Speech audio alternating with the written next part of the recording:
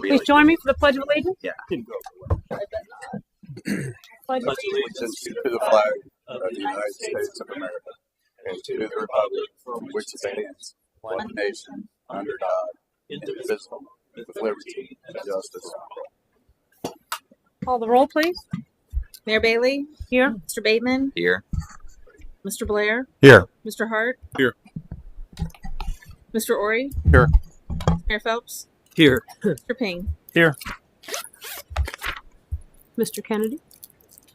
So, a tradition that I'm sure Todd and Ted and some of the people have been around for a while. I know Odd remembers with Corey Schmidt used to come in and we'd have all the staff here and we would go over our CIP, which is our capital improvement program, which includes all of our capital projects, capital equipment purchases over $5,000.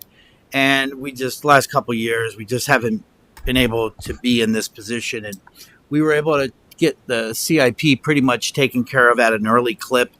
So I had asked council to go ahead and set a special meeting for tonight. And I think everybody knows everyone that's here. Todd's our only audience, and Todd knows everybody. We don't have to waste time going around the room. But for Corey, for Chief Gabrielson, for Mark, this is their first CIP presentation. We're invested in some budgeting software that should change this process pretty significant next year. So we'll be ready to go. So my goal was that I would go through the presentation relatively quickly. You all have pens, and I printed you out the presentation, and everyone that can answer your questions are here, and get it wrapped up with still a few minutes for you to spare before your next meeting. So first and foremost, this is our team. This is the people that helped me put together the annual CIP. It starts in July. We go over projects, yays and nays, and some of the different things that we want to do, goals that we want to meet. We know we want to hit 1.2 million on the roads and so on and so forth. So this year's total capital investment is $11,595,813. I write pending grant approval, and remember that's both capital projects and capital equipment. This year, instead of just saying which fund is paying for what, I thought it'd be better to show you various buckets: economic development, our parks, our emergency services, our water system, roads, and et cetera, et cetera. So when you see economic development, that's because I throw the parking garage in economic development, and I throw everything associated with 501 Loveland Madeira Road into that. Annual road program, third year in a row that we've been plus 1 million, back-to-back 1.2s. Program now, which was something Corey was able to push through after I couldn't get it done, which was we're finally got the nice design, something unique for our streets, and that's really a neat thing that goes with each road that was repaired. 2022, Cindy reports they paved 11.7 miles of roadway, and I think this, I throw this in every time I speak. I think this is a very telling chart of where you guys came from, the low high twos and the threes. And then when we started listening to Cindy and we brought in Stantec, and we really brought home how deferring roads just made it even more expensive. So with that, one of the big projects, I think, and I like the $315,000 is our connection level Miamiville sidewalks. I think these 2 points are important in that this particular project meets one of your master plan goals. Focus on connecting neighborhoods to our activity centers, and then also, of course, city council goal, which has been in both 21, the last 2 sets of goals. We've had that in there. And then this project, because again, we're not just simply putting in sidewalks, we're addressing storm drainage, either for redoing the ditches or in curbs and gutters. And of course, where there are curbs and gutters, will be new storm drain pipe. It's a pretty big project. We'd like to see it done in 3 phases. When it is finished, it will connect Sugar Tree, Steeplechase, and Huntington. Those subdivisions who already have sidewalks out to Loveland Miamiville Road. Now we'll be able to walk into the downtown district, watch the St. Columba's School, so on and so forth. One of the other projects that we're pretty excited about, and this sort of wraps up our goal of our goal of attacking the all the play sets in the city. We will in 2023 we'll replace the Cherokee and the Navajo tot lots. 300. The city has received a grant in the amounts of $75,000. There'll be new play sets at both Cherokee and Navajo tot lots. Neat thing about this project is it also includes a free public Wi-Fi at both of those locations, and that might have helped sell this grant because the theory was that it would help create education centers, community centers, gathering spots, and I think it goes along well with what the city is investing in the Heights up there. That's a lot of time, a lot of money is going into the Heights, and I think you, council, are taking a stance between. You know how things sit in your head? Well, when we all applied for this job, we each got assigned to somebody. And somebody drove the police chief, somebody drove the fire chief. I got to ride around with Corey Schmidt. And I remember him taking me through the Heights. And it's just funny how it sticks in my head. He goes, this is just one of those parts of Loveland that's either going to go this way or that way. It's hard to tell. It'd be interesting if the city can play a role in that. And you're playing a role in something that he talked about way back then. This project was endorsed both by Nest and Loveland City Schools when we went after a grant, because it will help education. It will help those kids who don't have access to free Wi-Fi. One of the more discussed projects is the State Route 48 turn lane. Corey will be fielding most of your questions on that. We're $450,000. As soon as you touch moving poles, there goes your price. Project was made by the city's purchase the mobile station. We'll have a 100-foot southbound right turn lane with a 50-foot taper. Traffic flow and safety. I know Chief Gabrielson will tell you that a lot of accidents went in, and when these aren't addressed because of the rear vehicle accidents, and with better flow, that has been proven that will reduce those. Again, the city made the investment years ago in our smart traffic signal technology downtown, so we're able to layer onto that, because this really doesn't work unless it knows what everything else is going on. So that was an investment that you're seeing. And then I think this is something Corey's pointed out. If you look at that top area and you look at that grade area up there, you get an idea of just how much property is going to be remaining after everything's done. And some form of a pocket park, something like that, is really going to be a neat feature when you think of how many cars drive by. The downtown parking district, I've got the project cost. I will be getting update project cost, if not this week, early next week. We've secured $1,150,000 in grant funding.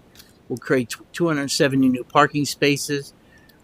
Again, I can't preach it enough. The new access point into the downtown from State Route 48 is critical. In my opinion, facility will be powered by solar panels, and we just had the facade redesigned to better represent the historic downtown district. All that glass that it looks like my car wash look is all gone. Pretty important project here, the generator. The total project cost $340,000. Grant request $238,140. That's a 1978 diesel-powered generator, which must be engaged manually. Natural gas service line. We've already ran the natural service line to the edge of the building. Generator will be automatically engaged as needed. Will not require refueling. You can imagine if we had a very long, extended outage, that we would be sitting there with diesel trucks filling it up and keep it running. And remember, having emergency connections are nice. We've got Cincinnati and Claremont County, but don't question that if you use them, you're not getting any discount. About $30,000 we spent to Claremont County just when we were messing with the White Pillars Tower and had to take that out of service. Overhead. What we're trying to do this, and actually it was Chief Huber's idea was, and it makes our application, which is our 5th application, stronger, is we're also going to bury the lines that feed it. A tree recently took out electric line that put it out of service. So it's not just about getting a generator, it's about reducing the need for the generator too. So pretty excited. We should hear about that project. East Loveland Avenue improvements, probably one of the most largest involvement from different agencies that I can remember. Cindy's been around longer, but Claremont County, MSD, and the city are all involved in this project, and with multiple sources of funding. And this is probably one of our number one projects, just because we simply cannot. The Claremont County is not going to wait any longer for us to get moving while they want to get that bridge going. So pretty excited. New bridge, new sidewalks. Of course, Cindy can expand on all of this. Storm sewer, sanitary sewer line improvements by MSD. Of course, the road repaved. So really an important project. And I would say it, based on Cindy's input, looks pretty good for the city to get funded. Probably the hippest project in all of 22 was the one that actually cost us the least, which was the Matt Haverkamp Dog Park improvements. This year, we've asked for $11,000 from the Perina Foundation, and towards a $21,545 project. We will include a dog exclusive dog drinking fountain and the water lines to it. And then also just met with two of the kids from Tigers Inc. today. They're going to help us lay out the small dog park. They're going to go get us some ideas on measurements and size. But the total project would be the fountain and then the small dog park. We are continually looking at shades, some form of shades that we can put in the hot months. 501 Loveland Madeira Road access. That will include the demolition of 501 Loveland Madeira Road and the placement of an access road. This project has received the grant. We've received the grant funding for the demolition. We've submitted the grant funding for the road. This goes into that big pie you saw for economic development. To be able to market someday the Chestnut Street project all cleaned and tidied and no further action, and to know that we can promote that it has an access road all the way to Loveland Madeira Road, you're going to get this money back 10 times over. Corey continues working on all the remediation on that property, and that is going to really be an important step towards redevelopment of Chestnut Street. Having that nice wrapped up in a bow and telling light industrial users they were going to go down Main Street wasn't something any of us wanted to be a part of. So that's an important thing. And that, of course, will ultimately create either a roundabout or intersection at Valley View Lane. Continuing phase 2 of our LED message board. Well, the next one we were going to put is up at the Commerce Park. Total project cost $55,000. This is phase 2 of 3. Our goal was 3 would be somewhere downtown. Maybe it's where the mobile, maybe it's part of that park over there. I don't know. But this one's a little different. It will replace the existing Commerce Park sign in that island. It's a little different in that Crystal, it will default when it's not telling you something that's going on. It will default and it'll run the Mike's Car Wash logo and the McCluskey. It'll show you who's back in our Commerce Park. So it's pretty neat. The reason why it's more expensive, you got to remember the one we did at the Public Works building, we had an existing structure to mount on. This one, and we had electric in the area. This one, you're starting from scratch. So pretty important project. This is a part of the city that pretty high traffic area, and we'll be able to have the city's message, and it will allow for promotion of commerce businesses. This again remains one of the very important projects, which is the Harrison Avenue widening, not only because it will create the perfect access point right into the parking garage, but it will also allow, I think it will make the left turn onto Carl Brown even a more desirable use, because you're going to have nice turning radiuses onto a widened Harrison, and you may very well, what the gentleman was talking about, really truly need that arrow at that point in time, I think, to begin that, because that whole part of it. So you're going to be able to, new sidewalks, so you're immediately taking the pedestrians that walk down the middle of Harrison, giving them sidewalks on the south side of Harrison. That it will also greatly improve, and Cindy can touch on that visibility for the bike trail users at that intersection and that point. And another thing that always goes unnoticed on this is that It includes significant storm drain improvements, and what Cindy calls it is a flat valve, which will, so when the river backs up, we won't be seeing all of this flooding back there. And then one of the other important parts about getting Harrison done, then we can move forward with all the projects left in Nisbet because we don't have to worry. The piping has been completed. Coy Parker restrooms, project cost $40,000. We've taken care of the play sets over X number of years. We're going to now begin the next 3 years. We're going to hit McCoy, Lever, and Phillips Park restrooms. Decided Scott thought we should start with McCoy, new metal roof, interior, exterior painting, just a good sprucing and roof fixing. Commences the annual program. One of the nice things is this is a direct result of of your park board's annual park evaluations. They go out and they have actually John designed that original form, and they go out and do a very detailed evaluation of it, and then we report to them. We sort of start knocking some of those off. Other notable CIP projects: drainage improvement in front of City Hall, mid-block crossing at South Carl Brown Way, lighting improvements on West Loveland Bridge. We, as you know, we finally got the money in line for that project, and we're going to be doing the railings. And we felt that it was also a good time to go ahead and put new lighting on that bridge. And we're also, this year, once the old building is removed, we're going to repave the entire Public Works campus. It's a bit of it's a mess. And this would be the perfect time when the new parking lot goes in to do that. LPD and LSFD are combining to build a storage building in the rear part of the safety center. Now that the paving's done, there'll be a pad and a nice building for their equipment.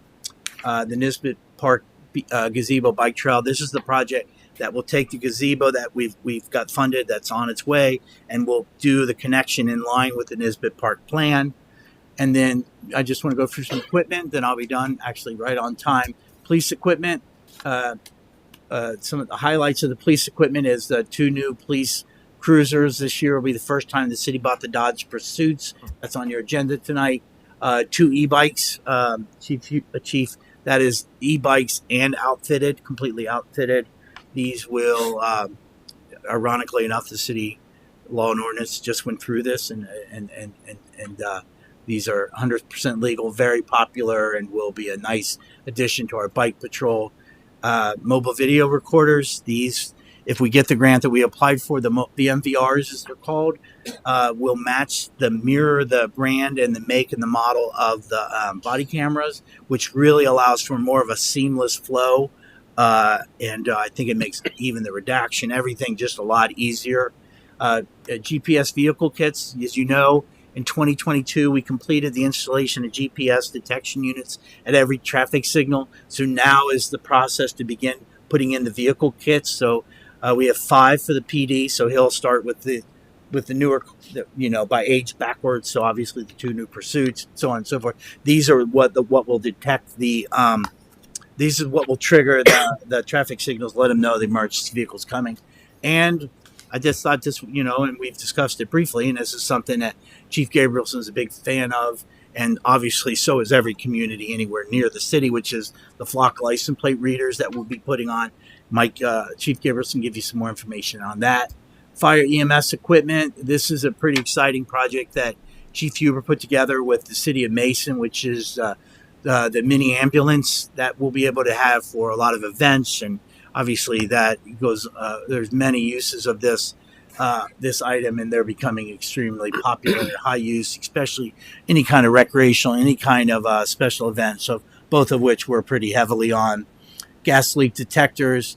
The chief, they were able to secure money for the heart monitors that will go into the new truck, and then thermal imaging cameras, all through FEMA grants. And Public Works, this is something we've deferred.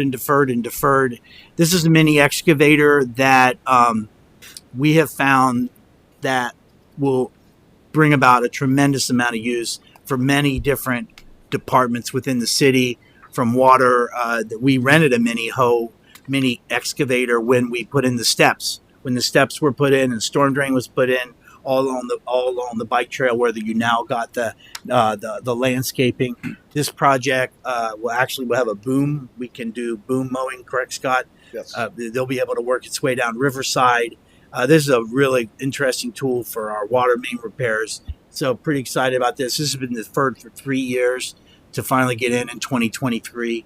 I don't know if you know this, but the city has 153 acres of developed parks. So 157 acres of developed parks. So just like Chief Gabrielson needs to, a cycle through police cruisers, we obviously stay on top of our zero-turn mowers. Those come out of our park budget, and other equipment will continue knocking out remote read meters. Water well replacement motor. One of the things Ricky learned quickly with our little electric issues, we really need to have some stuff on the shelf ready to go. So that is that, and a new pickup truck. This is my last slide. This is just, I thought this would be interesting for people to know. I like to say this, basically, we try to bring our resident state and federal tax dollars back to work for them in the city. And of the total 2023 capital budget, $3,024,801 grant funding has either been secured or has been submitted, awaiting a decision. That breaks out to the following. The ones on the left are grants that have been secured: thermal imaging cameras, downtown parking garage. We've gotten some of that funding. The 501 Loveland Madeira Road. I'm sorry, that's on the wrong column. The tot lots, the demolition.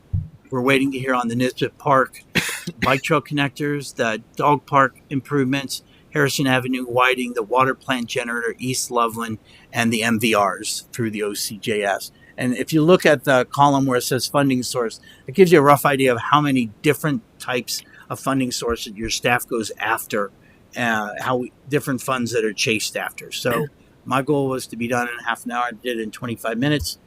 So they're all here for you guys to ask questions and answer questions, because at the end of the day, these are the faces behind the people that put all these projects together and work throughout the year. They already know what we're going to be doing, projects that we're going to be putting in 24. You're going to be doing that tonight with the fire truck, the ladder truck. But once a year, to see the faces of the people that put all of this together, and I want to emphasize, timing is so important, that these projects are done at the right time, so you're not digging up things that you've just paved. So I'm going to turn it over to you all, and Corey, Mark, Cindy, Scott, Chief Huber, and Chief Gabrielson are all here to answer any of the questions on any of those projects. Does anyone have any questions on any of those projects? A lot to digest. Mr. Blair. I have a question on the e-bikes. There That might be for the chief. is a lot of rapid. I'm raising this because I'm sort of kind of in the market. The technology is rapidly expanding, and every time you turn around, there's some new wrinkle and some new development in the operation of and the batteries for. And I'm just wondering what you're looking at in terms of, are you looking at the motor in the hub, or are you looking at the motor in the crank? And I've seen pros and cons of both, and I'm just wondering which way you decided to go. So you're right, being an early adopter, we aren't an early adopter in this. We have let other agencies kind of vet this for us. The FBI did an extensive test of these in 2019. They went through and tore them apart. The FBI is a very large, with their services, very large purchaser of this. The vendor that we are looking at is the one the FBI recommends is a 48 volt hub. They are a little bit heavier than the others. They are designed specifically for police work. The ones again, that we are looking at are the vendor is a Recon If you look at Recon Power Bikes, you'll see they are probably the number one vendor for law enforcement across the country. You are right; it is something that, if you wait, you're probably going to get a little bit better one, but at some point you do have to jump in the water. Okay. Any other questions? This part? Cindy, I guess my question probably goes to you.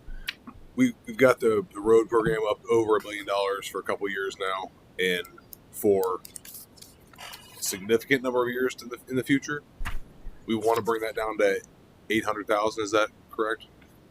Like to get that down there? That would be great, but right now is a really tough time to predict that with gas prices affecting the delivery and the production of asphalt. We had a renewal year in our road program last year, but other agencies who had to go out to bid for their road program were seeing like 25-30% increases.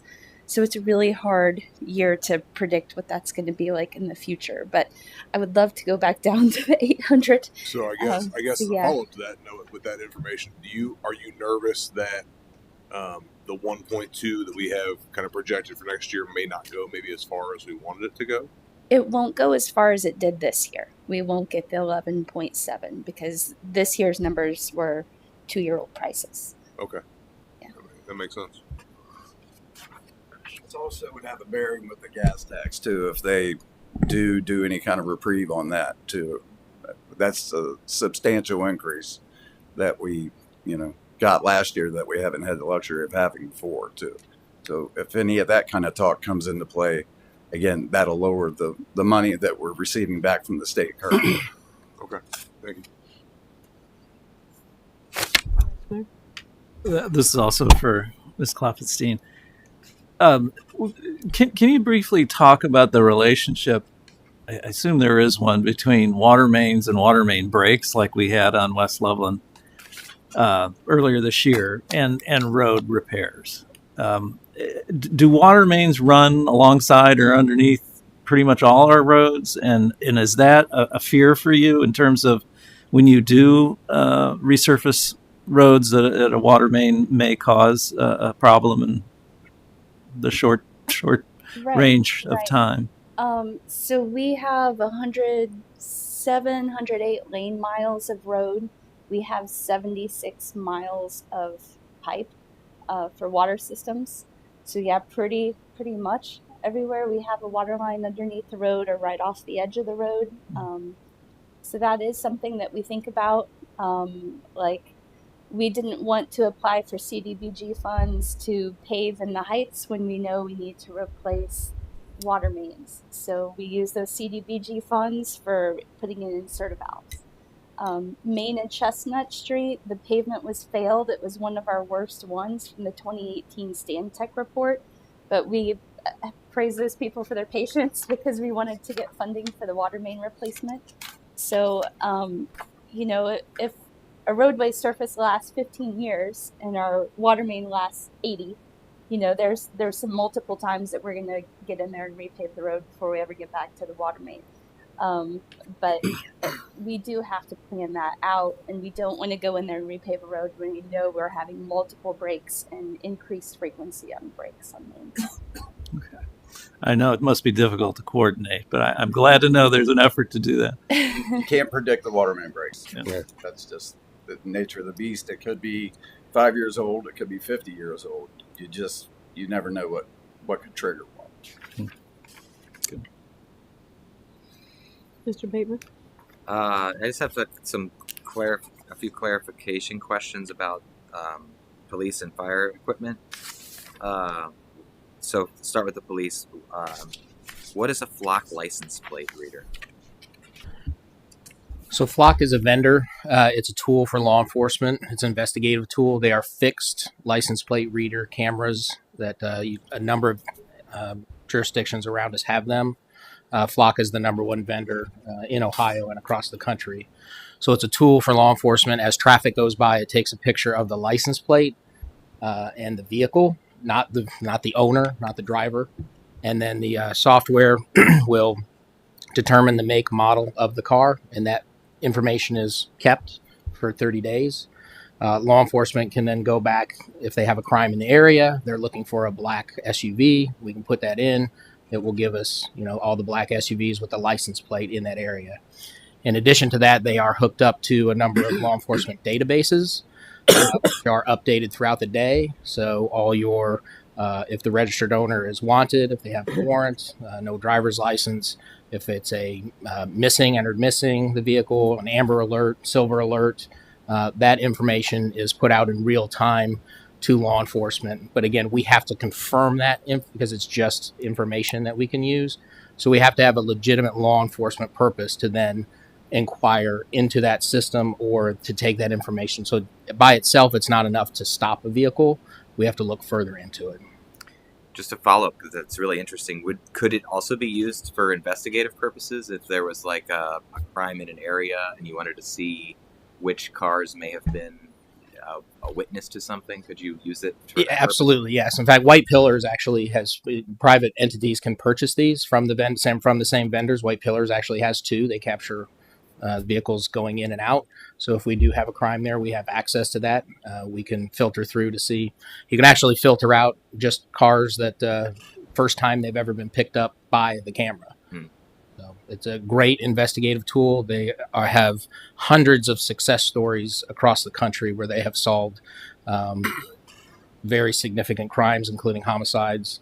An officer was shot in Cleveland area. Within 40 minutes, they had a suspect vehicle identified based solely on the flock camera systems. And almost every one of our neighboring jurisdictions either has them or is looking at them. Can I get a question there? Will that also identify cars that have the wrong license plate on it? Or does it identify the plate only and not the vehicle? Correct. It does not run the specific owner or the vehicle or can do any comparison. It basically, if that license plate, it will give you information about that license plate. Right. So investigatively, if we have it's registered to a red Honda and it's actually on a black truck, we would know that. So stolen license plates, we would be able to see that. Okay. And then I have a thank you for that. That sounds really interesting, and I sounds like a good investment for our community safety. Switching over to fire and EMS equipment, I'm curious, what do we use thermal imaging cameras for? Thermal imaging cameras that firefighters use right inside the building to be able to find the fire and find victims. So we have thermal imaging cameras on every firefighter in the district. Those need to be replaced on about 5 new bases with the technology in that. That was part of the FEMA grant that we got from the federal government to pay for the local jurisdiction and the 10% match. So might have seen them thinking on the firefighter a little bit bigger than this, and this is like a clear technology where they pick up heat. So first arriving in the captain, get off of the truck, and take that and walk around your house. A lot of people get upset with the thing called 360. To go around your house, but to go around your house with that, and then we can see through your walls to determine where the fire is at. So, for example, if you can't tell us you're not home, we can see that the fire is in the air on the second floor. And because we detect the different temperatures that are hitting the house, and also your body. So we can get that from there. The fine children, like bed, closet, so. That sounds great too. I just have a couple of other questions in mind. These are more geared around some of the communication stuff. So I like the addition of another message board, particularly at the Commerce Park. That is another high traffic area. I'm curious, it says phase 2 of 3. What is phase 3? That would likely be down in it would likely be at that, maybe at the Pocket Park. That would be a part of the mobile station, a high visibility area. That area, it would not be at the veterans. It wouldn't be there. I don't know if it would get as much visibility if it was in front of City Hall. So the other two places that Corey and I talked about was, I don't know if everybody knows, but at 5 Points, we own that whole grassy hill but I think you're going to get a lot more visibility, Corey and I thought, over here as part of the turn lane project. So it would be a completely different design. It would be more historic. It would be, Corey, why don't you talk a little bit about what you sort of envision that park being? Sure. Thanks, sir. So with that, we have an opportunity here to really dispose of what I would say close to half an acre, maybe more, which is very valuable in downtown once the turn lane project is completed, because as the graphic illustrated, it's really not that much. You're talking about 12 feet for a travel lane, and then the taper, and then some enhanced walkways with that. So what you really don't realize when you look at that building spatially, that retaining wall forward, there's a lot of space there to really activate for that. And so one thing that when we really started talking about the project and really kind of developing that and looking at that, there was an opportunity there to say, hey, this is an entrance from East Loveland, and it's an entrance from Warren County. And so it has a very prominent place in the city.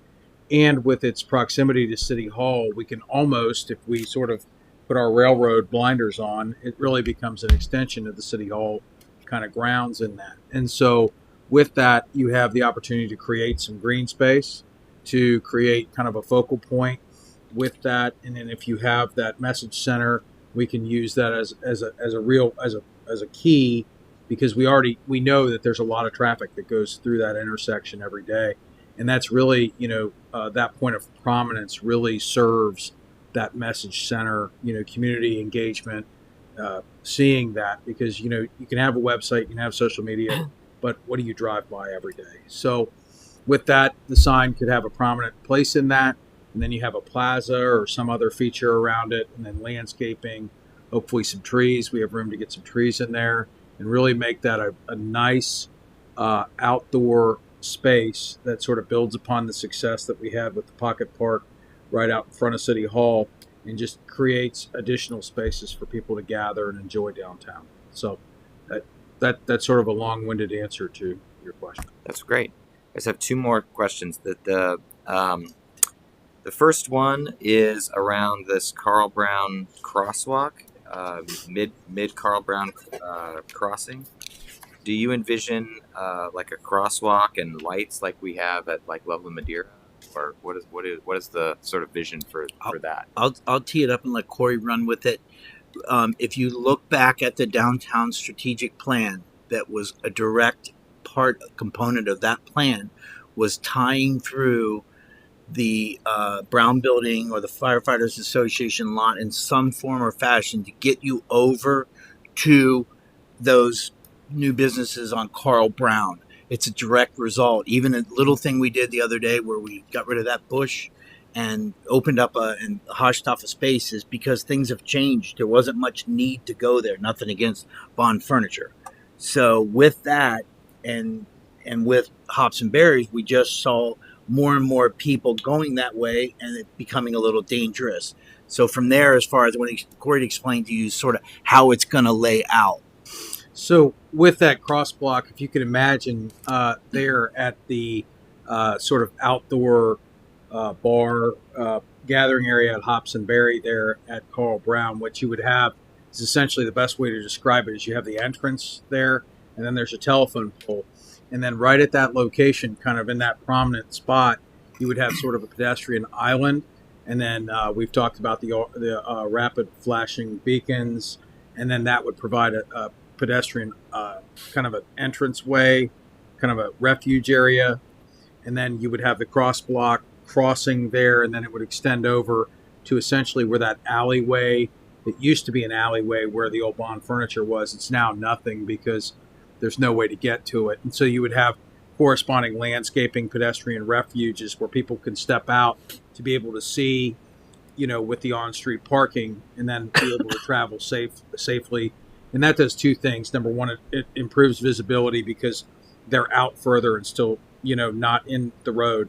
And then the other part is it provides us with an opportunity to landscape that and to incorporate some of the downtown strategic plan recommendations for that.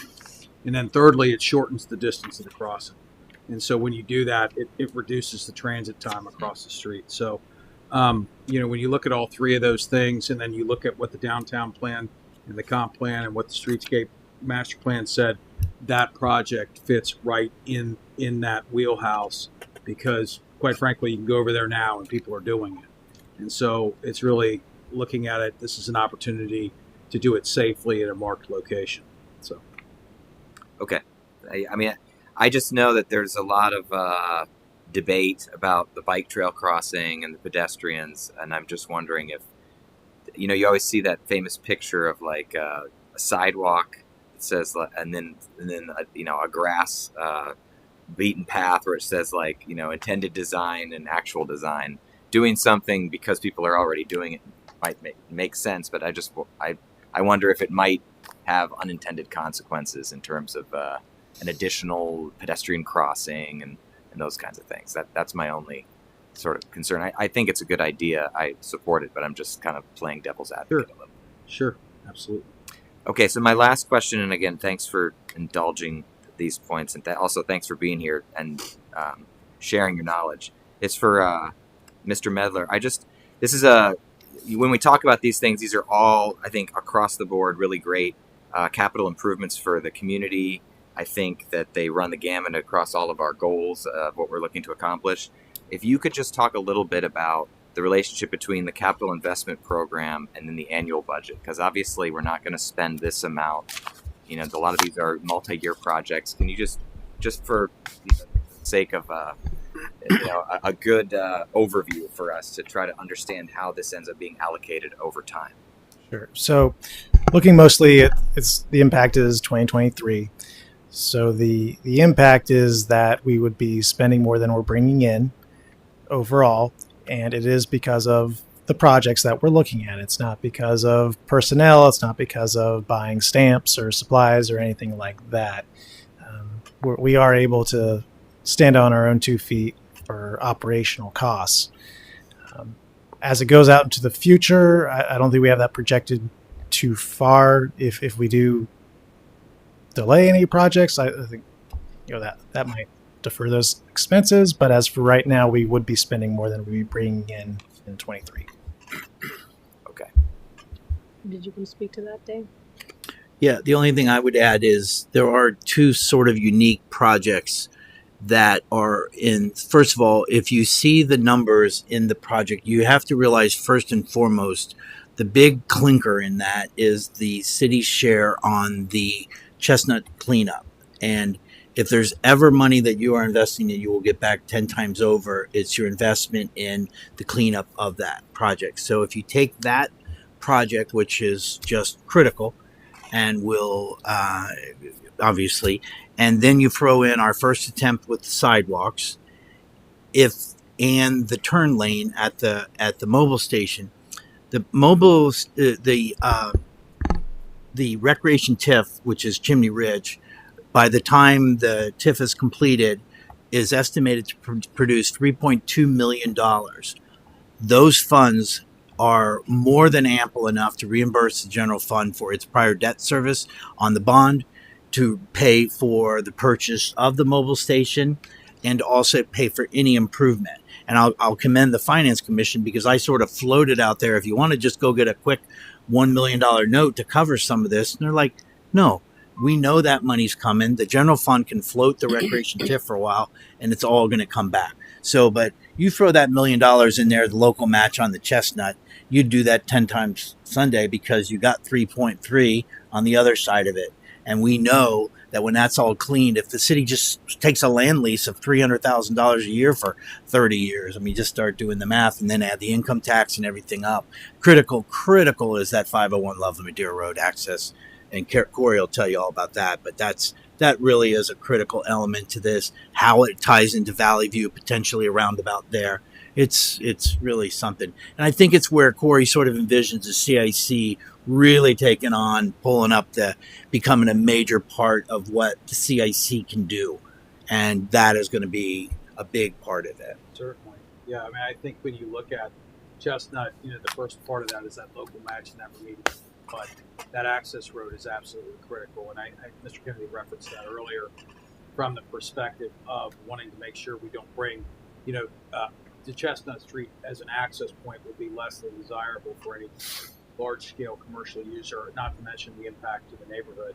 And so for that, with the enhancement in the traffic pattern there, and then the expression I use and I throw it around is it gives the city an opportunity to be an order taker, essentially, on the site, because you have prime access at a signalized intersection along a heavily traveled commercial collector corridor that sees thousands of trips a day, and you're going to have direct access into that, and then also easy access to 275, as well as to our residential neighborhoods and other residential neighborhoods surrounding our community. So from a corporate campus perspective, or a light industrial perspective, or medical campus, or you name it, it really then becomes an ideal site. That's essentially it's right off the ring, right off the 275 ring there, and it's proximate to a city, of our size, and then thousands of other people. So I think it's going to be a premier site.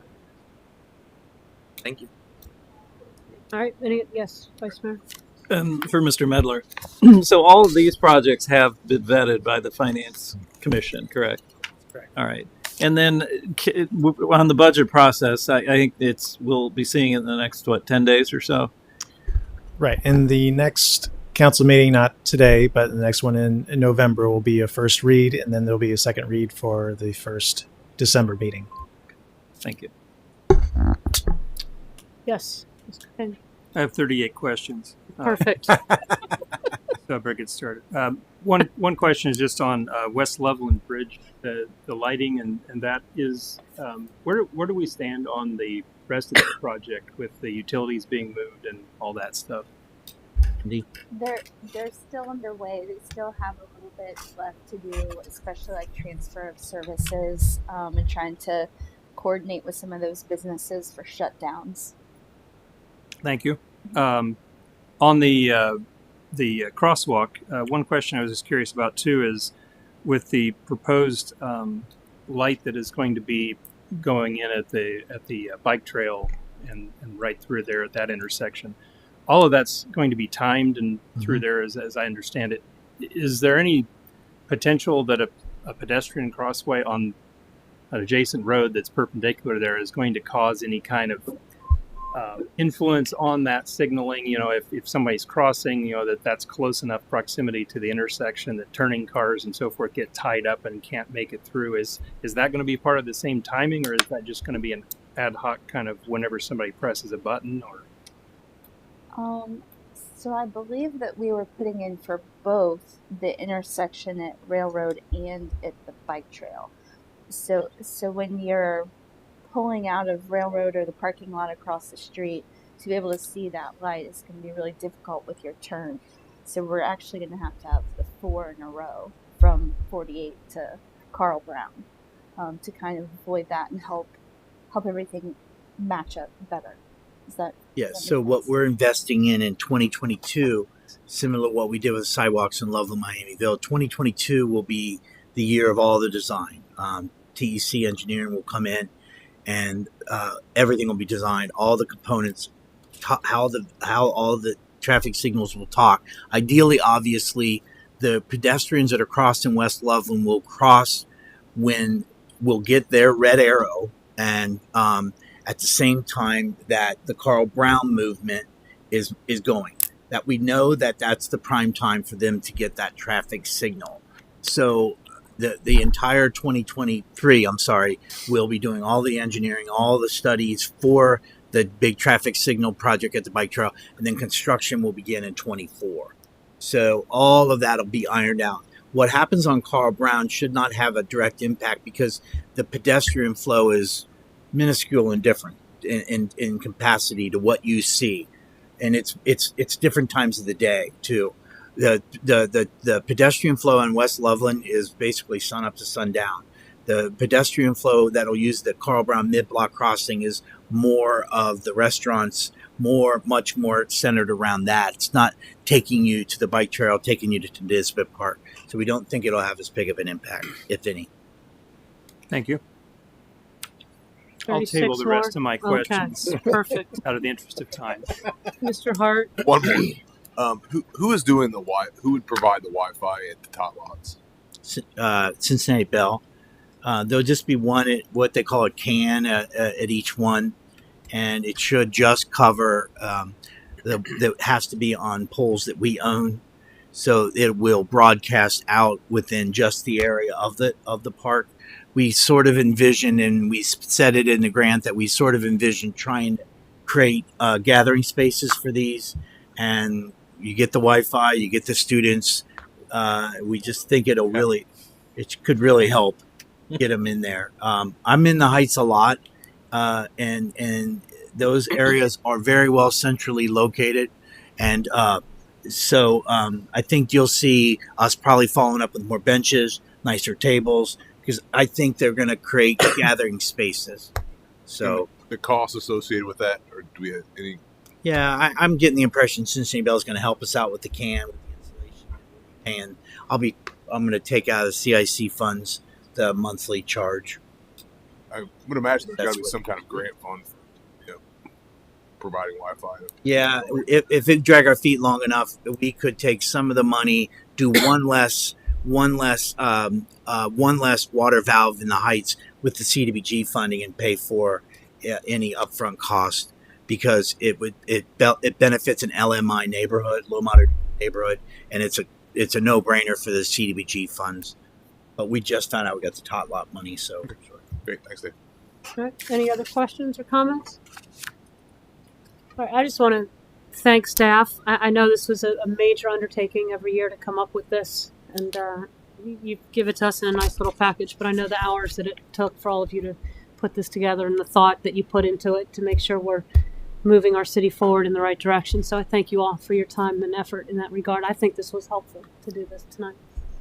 Any other further comments? All right, can we have a motion to adjourn? So moved. There a second? Second. Call the roll, please. Mr. Bateman? Yes. Mr. Blair? Yes. Mr. Hart? Yes. Mr. Ori? Yes. Vice Mayor Phelps? Yes. Mr. Ping? Yes. Mayor Bailey? Yes. Motion carries 7-0.